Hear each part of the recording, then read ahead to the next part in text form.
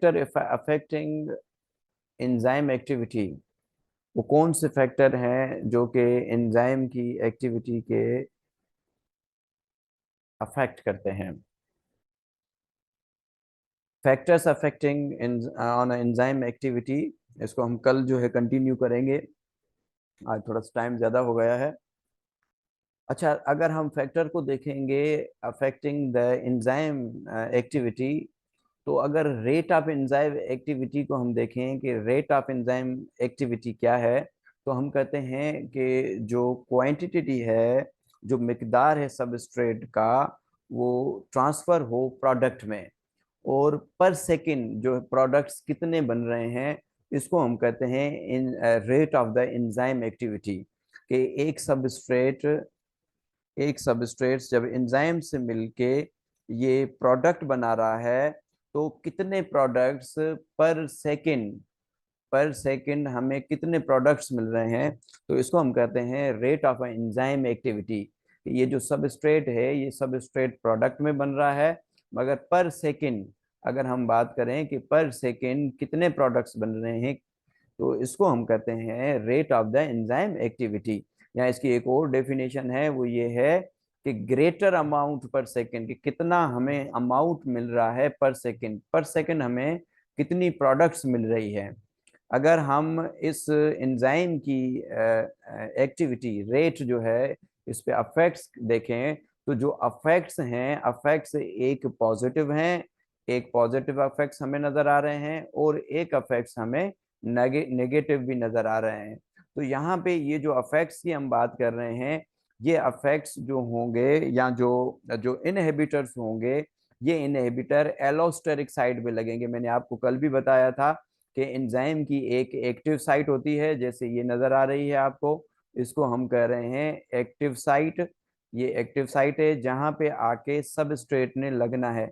जैसे ये सबस्ट्रेट आपको नजर आ रहा है, ये सबस्ट्रेट आके यहाँ पे लगेगा। अगर कोई जो है इनहिबिटर आके इस एलोस्टेरिक साइड पे आके लगेगा, ये जो एलोस्टेरिक साइट है, यहाँ पे कोई कोई मॉलिक्यूल आके लगेगा जिसको हम कह रहे हैं इनहिबिटर। अगर कोई यहाँ पे इनहिबिटर आके लगेगा, तो ये जो एक्टिव साइट है, ये स्लाइटली चेंज हो जाएगी। ये थोड़ी सी अगर चेंज हो जाएगी, तो ये जो सबस्ट्रेट है, यहाँ पे आके लगेगा नहीं, तो एंजाइम की एक्टिविटी जो है डिस्टर्ब होगी, एंजाइम की एक्टिविटी इनहिबिट होगी। तो ऐसे मॉलिक्यूल जो एलोस्टेरिक साइड पे आके लगे और वो चेंज कर दें शेप एक्टिव साइड की, तो इसको हम कहेंगे इनहिबिटर एलोस्टेरिक। एलोस्टेरिक इनहिबिटर, इसको हम एलोस्टेरिक इनहिबिटर कहेंगे। ये इसका नेगेटिव इम्पैक्ट है। एलोस्टेरिक एक्टिवेटर भी होते हैं, कुछ ऐसे एक्टिवेटर्स होते हैं जो कि एलोस्टेरिक साइड पे लगते हैं, मगर एंजाइम की एक्टिविटी को इंक्रीज कर देते हैं। इंक्रीजेस द फंक्शन और activities of active site of the enzyme. Enzyme की एक्टिव साइट की एक्टिविटी को इनहांस कर देते हैं, बढ़ा देते हैं। जैसे मैंने आपको ये कहा कि ये एक्टिव साइट है, एंजाइम की एक्टिव साइट है, और ये जो है, ये एलोस्टेरिक साइट है। ये पूरी की पूरी यहाँ से लेके यहाँ तक, इसको हमने कहा था एलोस्टेरिक साइट। तो कुछ जो हैं मॉलिक्यूल्स ऐसे होते हैं जो कि आके यहाँ पे लगते हैं और इसकी एक्टिविटी को बढ़ा देते हैं। जैसे कि हम हेमोग्लोबिन की बात करें, तो हेमोग्लोबिन इसके अंदर एक एग्जांपल आ जाता है जो कि इसके अंदर है। अच्छा, ये जो इंटरेक्शन है, ये इंटरेक्शन रिवर्सेबल है। थोड़ी देर के लिए ये इंटरेक्शन बनता है, उसके बाद ये इंटरेक्शन खत्म हो जाता है। जैसे ही मीटिंग ऑफ होगी 2 मिनट, तो हम बंद कर देंगे। अच्छा, बहुत सारे जो है नेगेटिव इम्पैक्ट हैं या अफेक्ट्स हैं, उनमें नंबर 1 जो फैक्टर है, ये टेम्परेचर है। टेम्परेचर जो है, हम टेम्परेचर को देखेंगे। टेम्परेचर जो है, एक एस्टीमेट किया गया है, एस्टीमेट है कि अगर 10 सेल्सियस अगर बढ़ाया जाए टेम्परेचर को, तो जो रेट ऑफ रिएक्शन है, ये डबल हो जाता है। जैसे अगर आप अपने बुक को खोल के देखेंगे और पेज नंबर आपने देखना है 133, 133 में आपको नजर आ रहा होगा कि एक तरफ यहाँ पे थोड़ा सा मैं इसको ऊपर कर लूँ, देखें टेम्परेचर यहाँ पे जैसे जैसे टेम्परेचर हम बढ़ाते हैं, फॉर एग्जांपल यहाँ पे 10 सेल्सियस है, यहाँ पे 20 सेल्सियस है, और यहाँ पे हम 30 कर दें और 10 बढ़ा दें सेंटीग्रेड, और यहाँ पे और ज़्यादा और 10 और बढ़ा दें तो यहाँ पे 50 जो है सेंटीग्रेड हो जाएगा। तो यहाँ पे होता यूं है कि जैसे जैसे आप टेम्परेचर बढ़ाते हैं तो जो रेट ऑफ रिएक्शन है वो भी बढ़ता है। इसका कहने का मकसद ये है कि अगर आप टेम्परेचर को बढ़ाएंगे तो यहाँ पे इस तरफ हम ये velocity means rate of reaction, अगर यहाँ पे 10 सेंटीग्रेड है तो रेट ऑफ रिएक्शन अगर इतना था तो 20 पे ये और बढ़ जाएगा और 40 तक और मजीद आ जाएगा। अगर हम हमारी बात करेंगे, अगर हमारी बात करेंगे तो यहाँ पे ये जो 37 सेल्सियस है, यहाँ पे कुछ यहाँ पे आएगा 37 सेल्सियस, ये हमारा ऑप्टिमम टेम्परेचर है।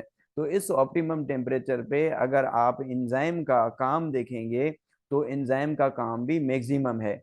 एंजाइम का काम क्या है? मैक्सिमम है। जो रेट ऑफ रिएक्शन है यहाँ पे ज्यादा है, ये जो आपको नजर आ रहा है ये रेट ऑफ रिएक्शन है, वेलोसिटी है, यहाँ पे रेट ऑफ रिएक्शन बहुत ज्यादा है। तो ये ह्यूमन की अगर हम बात करें, हमारी बात करें तो हमारी बॉडी का नॉर्मल टेम्परेचर 37 सेल्सियस होता है, फ़ारेनहाइट में 98.6 होता है। तो यहाँ पे देखें रिएक्शन जो है हाई है। मगर अगर अगर मगर की बात नहीं, मगर अगर टेम्परेचर और ज़्यादा बढ़ेगा, 40 से ऊपर चला जाएगा, तो आप देखेंगे कि जो रेट ऑफ रिएक्शन है, रेट ऑफ रिएक्शन स्लो होता जाएगा। जो इसमें एंजाइम है अगर 100 से भी ऊपर चला जाएगा तो एंजाइम क्योंकि प्रोटीन का बना होता है तो एंजाइम जो है वो डी नेचर होता जाएगा। जैसे जैसे टेम्परेचर बढ़ेगा तो वैसे वैसे जो है रेट ऑफ रिएक्शन कम होता जाएगा। तो आगे हम इसमें बात करते हैं, ये आप ग्राफ में समझ गए होंगे कि 10 सेंटीग्रेड हम बढ़ाते जाएंगे, मगर जो जानदार हैं उनके अंदर जो ऑप्टिमम टेम्परेचर होता है उसके अंदर जो एंजाइम की एक्टिविटी होती है मैक्सिमम होती है। जैसे मैंने बताया कि हमारे अंदर जो ऑप्टिमम टेम्परेचर है वो 37 है। जो बैक्टीरिया है, बैक्टीरिया के अंदर मोर देन 70 सेंटीग्रेड होता है, ये इनका ऑप्टिमम टेम्परेचर है। तो हम बात करते हैं कि एंजाइम्स जो हैं सेंसिटिव टू टेम्परेचर होते हैं।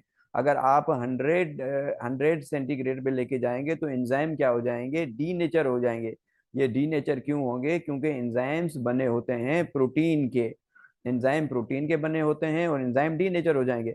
अगर आप 0 सेंटीग्रेड पे लेके जाएंगे तब एंजाइम डी नेचर नहीं होंगे, मगर एंजाइम जो हैं ये इनएक्टिव हो जाएंगे। ये बात आपने याद रखनी है। अच्छा, ह्यूमन का जो ऑप्टिमम टेम्परेचर है जैसे मैंने बताया 37 सेंटीग्रेड है। अगर 100 सेंटीग्रेड पे हम आएंगे तो एंजाइम क्या हो जाएंगे? एंजाइम डी नेचर हो जाएंगे, एंजाइम खत्म हो जाएंगे। और कुछ जो आगे सॉरी जो हायर एनिमल्स हैं, हायर एनिमल्स के अंदर जो ऑप्टिमम टेम्परेचर की जो रेंज है, ये रेंज है मुख्तलिफ जानदारों में मुख्तलिफ होती है। तो ये रेंज आप याद कीजिएगा कि 25 से लेके 42 सेंटीग्रेड तक ये जो है ना। ये कुछ बैक्टीरिया होते हैं, ये जो बैक्टीरिया हैं, बैक्टीरिया जो हैं ये सरवाइव कर सकते हैं हॉट स्प्रिंग वाटर के अंदर, और इनको हम थर्मोफिलिक बैक्टीरिया कहते हैं। और इनके अंदर एंजाइम होता है जिनका ऑप्टिमम टेम्परेचर होता है वो 70 सेल्सियस होता है। और इनके अंदर जो एंजाइम्स होते हैं इनको हम बायोटेक्नोलॉजी में यूज करते हैं, क्योंकि बायोटेक्नोलॉजी के अंदर हम टेम्परेचर को बढ़ाते हैं, हम टेम्परेचर को कम करते हैं, तो ये एंजाइम हमें काम आते हैं वहां पे। तो आप देख सकते हैं कि जो ऑप्टिमम टेम्परेचर है उस पे एंजाइम काम मैक्सिमम करते हैं।